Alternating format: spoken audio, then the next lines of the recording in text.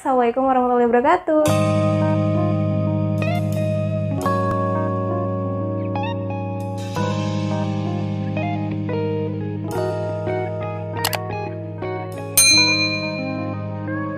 Kembali lagi di channelnya Destri Karlina, dan hari ini saya ingin berbagi ke teman-teman tentang rancangan aktualisasi. Kenapa saya menjelaskan atau kenapa saya sharing tentang rancangan aktualisasi? Karena siapa tahu bisa jadi gambaran teman-teman gimana rancangan aktualisasi itu sendiri. Sebelumnya sedikit cerita ya teman-teman. Jadi dulu itu waktu saya latsar CPNS itu, saya benar-benar nggak tahu latsar CPNS itu seperti apa. Jadi saya tuh benar-benar nggak ada gambaran mengenai latsar CPNS itu sendiri. Bahkan tentang rancangan aktualisasi pun saya tuh tahu ketika mengikuti latsar di sana.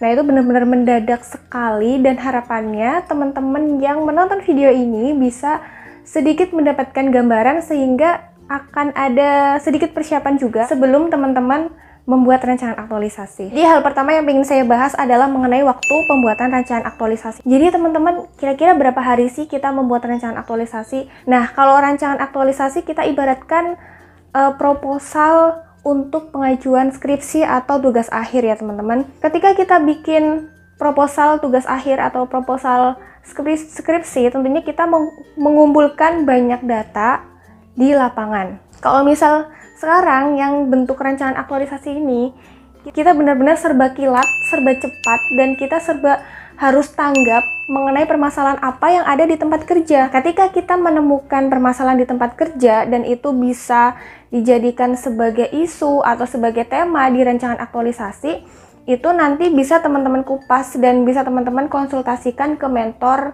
di tempat kerja atau juga coach yang ada di tempat latsar teman-teman.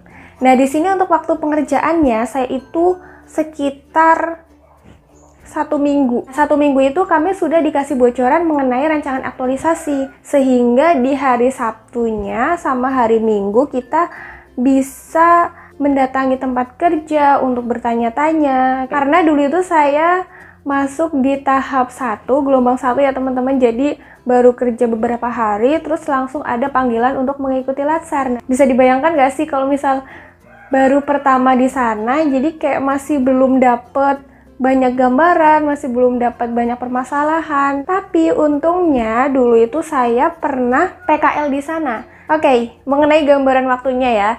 Jadi tadi saya sudah menyebutkan sekitar 1 minggu udah dikasih bocoran mengenai rancangan aktualisasi. Kemudian hari Senin, Selasa, Rabu itu masih ada materi-materi. Kemudian hari Kamisnya saya itu ada evaluasi akademik, itu semacam kayak ujian kayak gitu. Ujian evaluasi mengenai latsar dan banyak soal-soal tentang materi yang sudah diberikan oleh Widya Iswara. Siangnya, setelah evaluasi akademik itu selesai, kemudian ada penjelasan mengenai aktualisasi. Mengenai aktualisasi itu apa, dijelaskan, terus harus bagaimana pemecahan isunya, seperti itu. Dan setelah itu kurang lebih sampai malam sih teman-teman. Hari Jumatnya tuh bener-bener yang mengerjakan semua rancangan aktualisasinya. Mulai dari kita menentukan isu, menyusun laporannya harus seperti apa, kayak gitu. Dan untuk penentuan isunya itu juga ada caranya tersendiri. Itu yang dijelaskan oleh Widya Iswara. Nanti dijelaskan di video yang lainnya aja. Nah, sekarang khusus untuk ngobrolin mengenai rancangan aktualisasi ya teman-teman. Nah, di sini hari Jumatnya itu saya mengerjakan mulai dari pagi sampai sekitar dini hari. Sekitar jam 2 sih kayaknya teman-teman. Itu saya juga nggak ngerti ya, kenapa ngerjainnya tuh sampai pagi, dan mungkin sayanya yang kurang efektif atau bagaimana. Tapi rata-rata seperti itu teman-teman. Untuk teman-teman yang lainnya juga ada yang sampai jam 2, mungkin ada yang sampai jam 11 malam udah selesai. Karena saya juga kaget waktu itu, bener-bener waktunya tuh singkat banget. Dan hari Sabtunya itu udah harus evaluasi rancangan aktualisasi. Nah, evaluasinya itu bentuk presentasi ya teman-teman. Jadi rancangan aktualisasi yang sudah kita susun mengenai permasalahan, mengenai apa yang bakal kita lakuin di habituasi atau di tempat kerja, itu semuanya dicantumkan di rancangan aktualisasi, kemudian dipresentasikan ke mentor dan ke coach. Nah, mentor itu apa sih? Mentor itu adalah seseorang yang ditunjuk dari tempat kerja. Ini biasanya seperti kepala instansi atau bisa juga kepala ruangan ya, kalau misal yang instansinya cukup besar, misal kepala bagian kayak gitu. Kalau coach itu apa?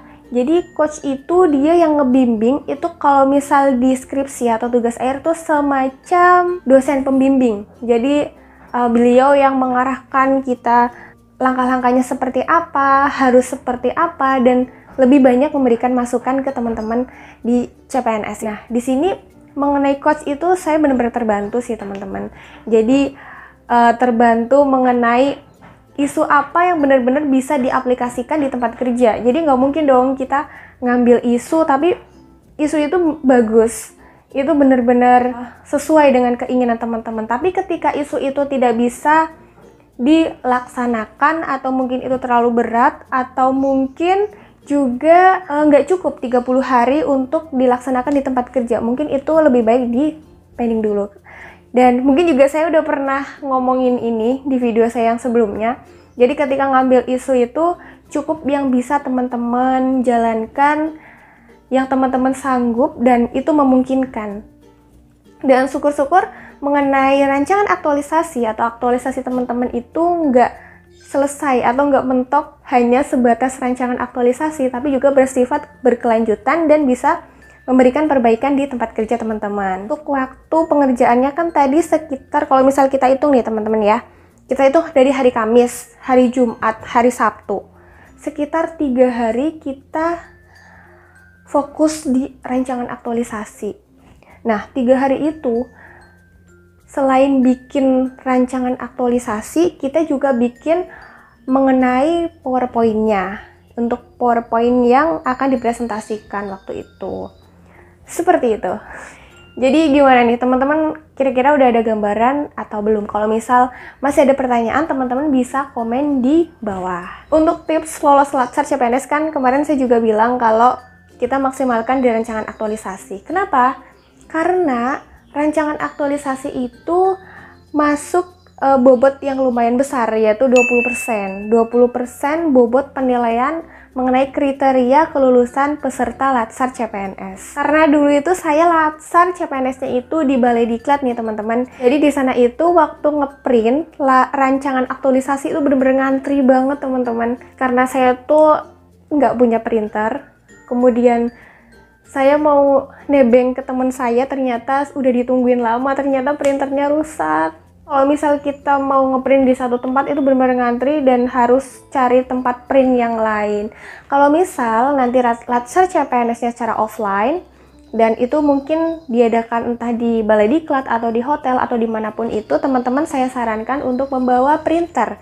Tapi kalau misal secara online, teman-teman mungkin nggak perlu khawatir ya. Kemudian perlu juga diperhatikan ya teman-teman mengenai aturan penulisan di rancangan aktualisasi teman-teman. Entah itu hurufnya harus pakai font apa, juga ukurannya berapa, terus misal marginnya itu harus berapa, itu juga perlu diperhatikan ya teman-teman. Biar nanti juga terlihat enak dibaca, rapih, dan juga penilaian mengenai rancangan aktualisasi teman-teman itu bisa lebih maksimal. Nah, tadi kan saya sebutkan mengenai bobot rancangan aktualisasinya itu sebesar 20%. Nah, 20% itu nanti dipecah-pecah nih. Entah itu penilaian untuk presentasi teman-teman, mengenai ide atau tema rancangan aktualisasi, juga mengenai penulisan dari teman-teman. Kemarin itu saya sempat melihat sekilas ya untuk penilaiannya, tapi mungkin bakal lebih detail lagi daripada itu. Sekarang saya pengen bahas mengenai presentasi waktu rancangan aktualisasi. Waktu presentasi itu, kita kan presentasi di hadapan mentor, juga di hadapan coach, dan juga ada penguji, juga ada teman-teman lainnya yang di situ sedang ngantri ya teman-teman, mengantri mengenai urutan mereka untuk presentasi rancangan aktualisasi. Nah, di situ itu ada penguji dan ada mentor.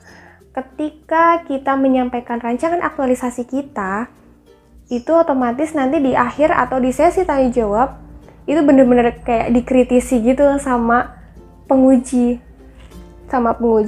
Ditanya-tanyain mengenai rancangan aktualisasi kita, terus juga apakah itu akan bisa terlaksana atau tidak, dan untuk nilai-nilai aneka yang dimasukkan dalam rancangan aktualisasi. Kalau misal mentor itu sih nggak terlalu gimana ya, karena ibaratnya mentor itu adalah orang tua kita di tempat kerja atau orang tua kita di instansi kayak gitu ya. Jadi pertanyaannya pun mungkin hanya untuk menegaskan atau untuk mendukung mengenai tema dari rancangan aktualisasi teman-teman. Yang terpenting kita optimis, kita yakin, dan kita menguasai mengenai rancangan aktualisasi yang sudah disusun sebelumnya. Jangan sampai ketika kita presentasi, kita malah bingung sendiri, malah kita itu banyak nggak ngertinya kayak gitu. Nah, jadi sarannya tema atau isu rancangan aktualisasi itu adalah benar-benar hal yang emang teman-teman 100% itu ngerti banget kayak gitu. Bidang yang benar-benar teman-teman kuasai. Semoga video kali ini bisa sedikit memberikan gambaran ke teman-teman mengenai rancangan aktualisasi yang nantinya akan teman-teman susun. Dan semoga teman-teman juga bisa dapat nilai maksimal dari rancangan aktualisasi ini. Saya Destri, terima kasih udah nonton video ini sampai habis, dan see you!